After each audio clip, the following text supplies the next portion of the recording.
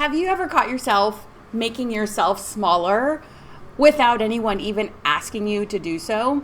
Last week, I caught myself doing something I honestly thought I'd outgrown. Or I don't know if outgrown is the right term, but gotten past, or no longer really did. And what happened, the situation was I was at a really nice, beautiful restaurant here in Mexico, getting ready to do a coaching call on my laptop, from my laptop. And as I was getting ready, my first thought wasn't, I hope the Wi-Fi's good. I hope the call goes well. I'm excited to see everyone. What I found myself thinking, what I caught myself, the thought that I caught was, maybe I should find a corner somewhere out of the way so that I don't bother anyone. And that thought, catching it, made me stop, because no one had said a thing to me. No one, that at least that I noticed, gave me dirty looks, even paid me any mind. And nobody asked me to move. Nobody. This was all coming from me. And I don't even know if they knew I was going to do a call, right? I was just getting my laptop out. So why? The question I had for myself after the fact, which led to this episode, why was my first instinct still to make myself smaller? That's what we're going to talk about this week. So let's get into it.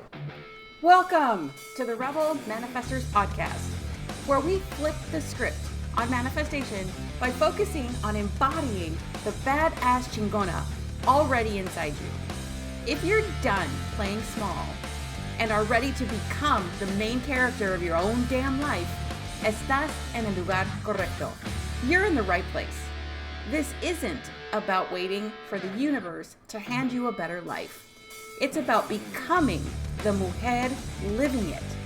Through stories, journaling, music, visioning, mindset, and bold action, we'll rewrite the beliefs that have kept you stuck and step into the life that's been waiting for you all along. Your future self doesn't wait for permission. So vamos, let's fucking go. Welcome, Rebels, to this week's podcast episode. I'm so excited to talk to you. Welcome. If you're new, welcome. I'm glad you're here. And if you are returning, I am so glad that you're back. I love having everyone here.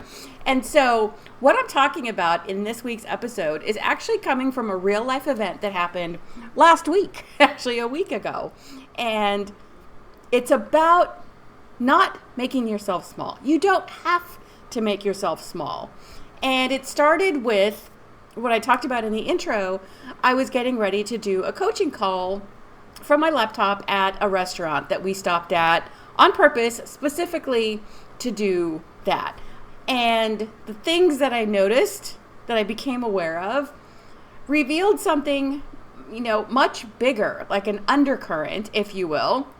And I thought this week, like the theme was going to be confidence and doing these things, but it really turns out that it's about something else entirely, about making ourselves small and learning to, catch ourselves, because we're constantly growing.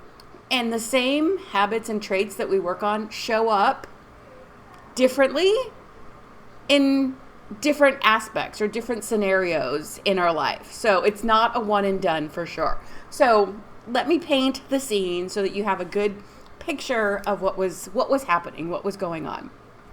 That day, I had planned like a day trip, a day of, a fun day with a few girlfriends, and we started at a town about an hour away, and we're going to work our way back with, a stop or two in the midst. And the only thing I had that was time specific was that call. So early in the day, we decided that instead of having to rush or make sure we were back here by 4:30 so that I could set up and do the call, that we would find somewhere that I could do the call from. It was only an hour, and then we would go on about the rest of our day without any worries or time constraints. So we found a beautiful location it was a seaside it wasn't like a hotel, but it also had like community around it, all connected, where people purchased their homes and such. But it had a hotel and a really nice restaurant. The table we found was by the big glass windows, looking out. You could see the ocean, you could see the mountains and a meadow. It was beautiful. And so my friends were going to either walk the grounds, check it out, or sit outside on the terrace during the hour that I was doing my call. And as I was getting ready, because I had all my things with me, I was setting my laptop up and got my earbuds.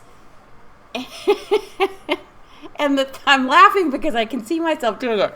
The thought that I had, like I talked about, was, wasn't worrying about the connection or the Wi-Fi, wasn't worrying about what the call was going to be about. I found myself thinking I should find an out-of-the-way corner so that I wouldn't bother anyone or that I wouldn't be a pain. And I had already gotten earbuds out, right, so that other people couldn't hear the call. I was going to talk like this, just like I am, normal conversational tone in a public setting. I wasn't planning on being loud or disruptive. It was only going to be talking. And so, because I caught myself thinking that, I stopped myself from doing that, from moving or looking for a corner. Instead, what I did, I had been facing kind of catty corner to the window. And so I just moved over to the other side of the table so that my back was to the rest of the restaurant. And I was actually looking out over this beautiful scene. And turning my chair, like, blocked everyone out from behind me. And then, as I got on the call and said hello and welcomed everyone, I told them where I was, why I was in a different location. And I had this sense, I even said this on the call. I said, I'm going to do probably what performers or athletes do. Just like take a moment to ground, be present where I am, and take a few deep breaths. And I said that I noticed, like, what is the right word? Din, when it's like background noise, the din of the room that got smaller, or it got quieter. Quieter is a better word. And I felt like that kind of faded away a bit. Nothing really changed except my focus and my intention and being present on the call. But I said that's probably similar to what athletes or performers do, where they kind of like tune out, or just the other stuff becomes true background, where it's not a consideration. It doesn't affect what you're doing at all. So you can let me know in the comments if you are a performer or an athlete, if it just kind of like fades away. I've seen it on movies and things like that. So that's what I imagine it being like. And so it got quieter, but not because people left and not because anything in the room changed. So nothing externally changed. Internally, my focus, my attention, being present with what I was doing and facing that. And on the call, I even picked up my laptop and showed that, like turned it around to show them the beautiful view that I was doing the call from. So now that you know what the scenario, the scene was, why was my first instinct to make myself small? And that's what I mean by make myself small is to think or try to not inconvenience other people. And no one had said a damn thing to me. So as I explored this, because obviously it led to me doing this podcast, as I explored it, I landed on the distinction between being considerate and making myself small. And my brain, the brain that wanted to find, the part of me that wanted to find a corner to be out of the way, was trying to convince me, would probably say I was trying to be considerate. But really, the parts that were considerate were me using earbuds, maybe even me putting my back to the room so that I wouldn't be projecting any, my voice out there, and being off to the side where I wasn't in the middle of anything and it wouldn't be disruptive even to the people on my call. I respected the shared space. It was a public space. And the thing is, I have seen other people in public on calls at coffee shops, at restaurants, on computers, and I don't think a damn thing about it. It's like, oh, cool, But here I am thinking I have to get out of the way or move out of the way or disappear, make myself small, whatever kind of terminology fits so that you can just diminish myself in some way. And what was different? What was different about that than another person doing a call? Absolutely nothing. So the distinction that I landed on is that there is a difference between respecting people and the space around you and being small. Believing that my presence is a problem. Let me see how can I say this? So there's a difference between respecting other people around me and believing that my presence is a problem. That makes more cohesive sense. There's a difference there. What are your thoughts about it? Does that make sense? How does that land? I'm going to say it again, because see, I'm even processing this. There's a difference between respecting the people and the space around me and believing that my presence is a problem. I don't have the perfect answer, but that is the distinction that I came up with. And so now bringing this to what is common, probably where this came from for me as well, women, I think as a whole, learn on some level either by observing, by what people tell or say to us, and also sometimes just being taught and being put in the position that everyone else's comfort should come before our own. And that's not assigning blame. I'm not blaming anyone or society. It's simply an awareness, because once we're aware, then we can start making the changes. And like I said earlier, I thought that wasn't really an issue anymore, but that awareness was still present. That awareness is what caught me having that thought and then kept me from actually going to find a corner. So what are ways that this can show up?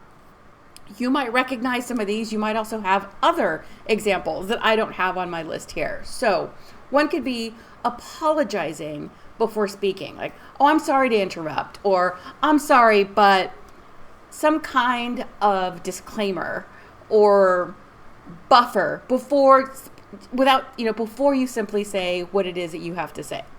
Sitting in the back when you enter a room and there's space in the front, or even before it gets full, you naturally sit in the back. Saying sorry for any number of things. I'm sorry for bumping into people. You could say, excuse me, but saying sorry, right? Just how naturally, if you think about it or start to pay attention, how many times do you say, I'm sorry, or sorry, as the automatic thing that comes out of your mouth in so many situations? Or if you're in a meeting, a class, even just a space with friends, and you have a question or you want some clarification, or a question comes to mind, but you don't ask it for whatever reason. Laughing more quietly. I say this one because I tried to do this for so long. I have a loud laugh. I'm a loud human being, and that's okay. That is my gift that I have been given in life. I've totally rewritten that perspective. So laughing smaller, or covering your laugh, or whatever, apologizing for it as well. So many ways that we make ourselves small without realizing. It's on autopilot because it has been programmed over time. And so whatever examples that come to mind for you, I want you to, as you become aware of this, that being considerate doesn't require being invisible. I think that's a really good it can apply to a lot of things because it's not a specific scenario. So being considerate doesn't require becoming invisible.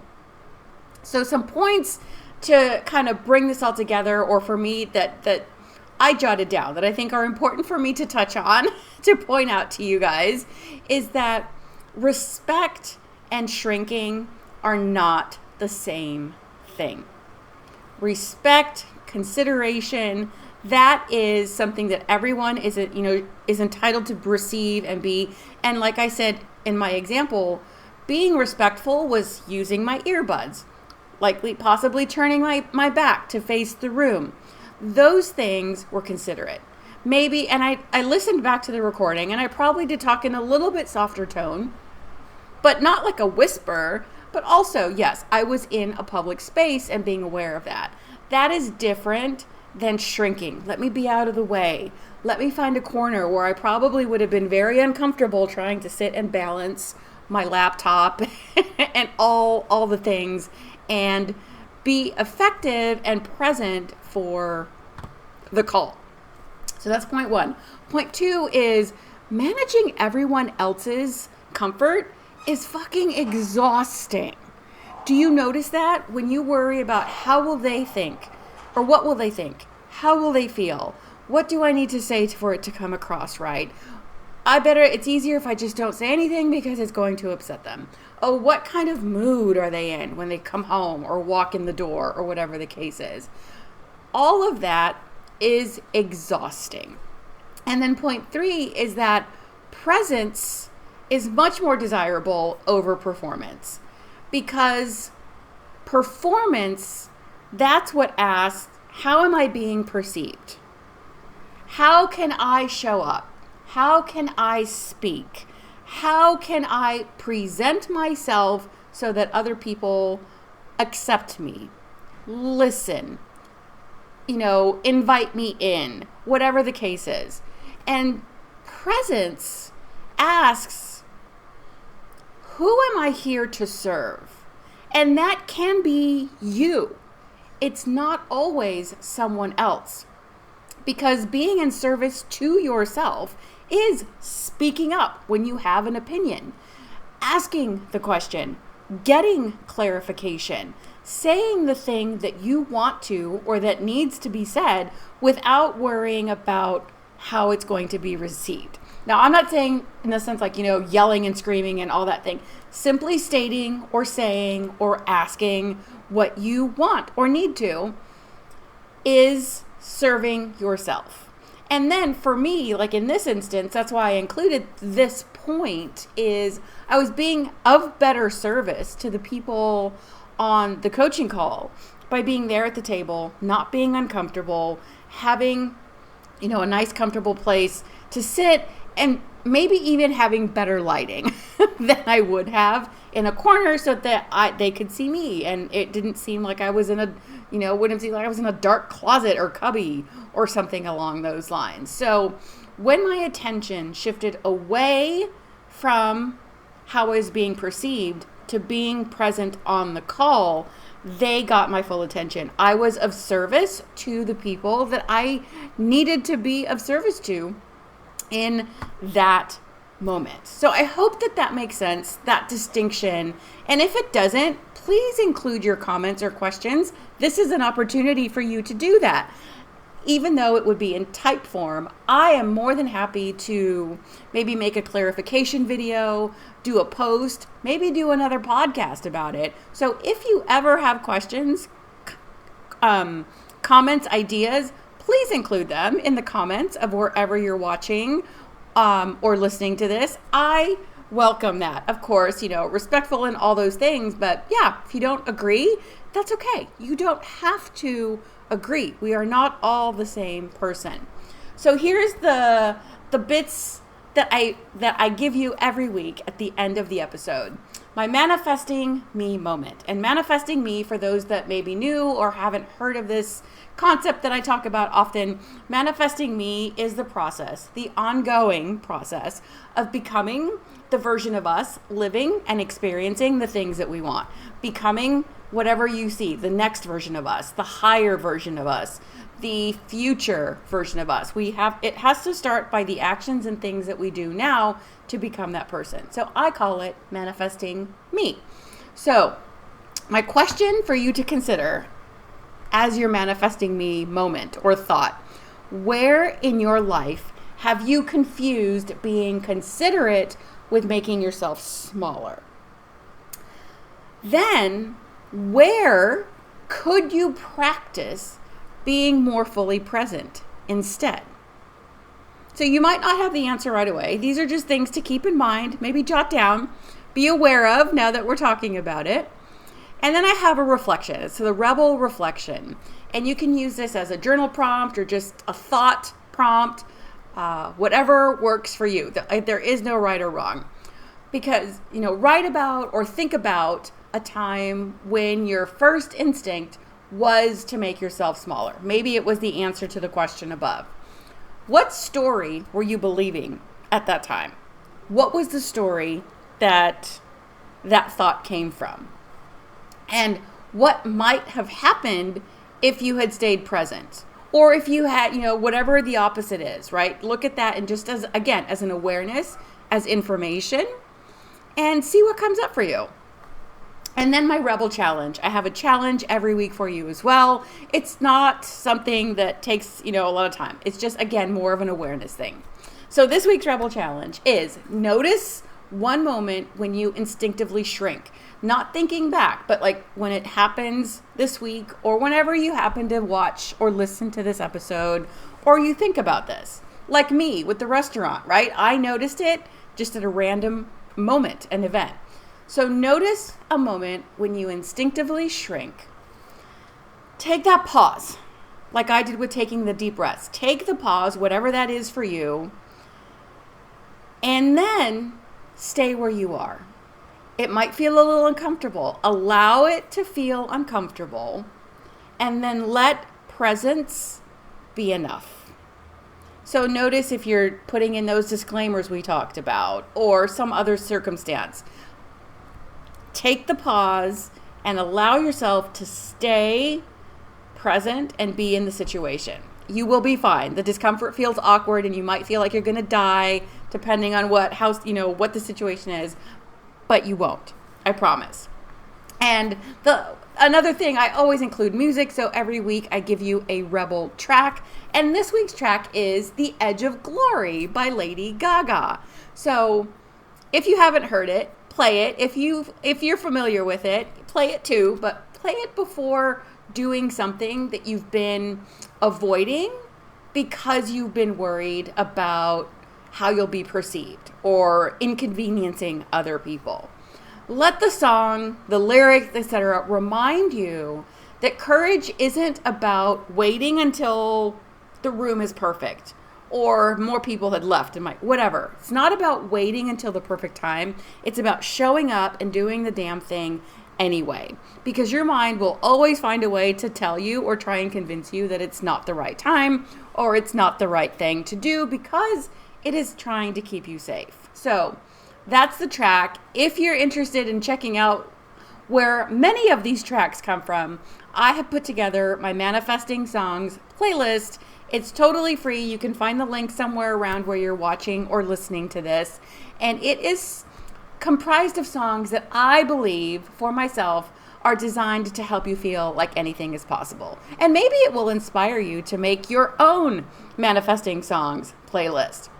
So, if this conversation resonated with you, if it sparked something, if you're like, yes, I catch myself doing that, use the playlist. Give it a try. Give it a listen, because music for me is one of the fastest ways to shift from overthinking into embodying, feeling the way I want to feel, showing up in a way that benefits me, that my future self would show up as.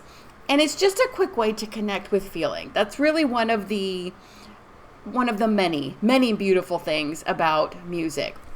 And then if someone came to mind, or you just think this is good information to get out there, I invite you to share this episode with someone you know, or just share it out, wherever. Copy the link, share it, whatever the case is. Send it to someone and see, if they like it, if it resonates with them, or just see who it finds, who it's meant to find. And so that's the episode this week. I am Patty Diaz, Rebel Manifestor, and we do not wish for a better life here. We become the person living that life. Rock on, Rebels. I will see you next time.